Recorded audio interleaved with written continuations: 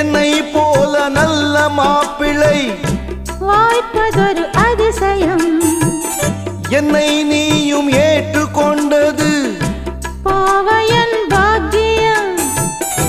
நெடுநாட்கள் எங்கும் ஏக்கந்தான் இந்நாள் இங்கு தீர்ந்தது. இல்லையா பின்ன?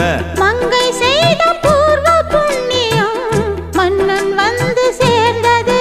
ஓச்சுடா. உன்னை பார்த்து நான் சொக்கி போகிறேன். கட்டபொம்மன் பேரா கட்டிக்கொள்ளு ஜோரா. அடிக்குது குளிரு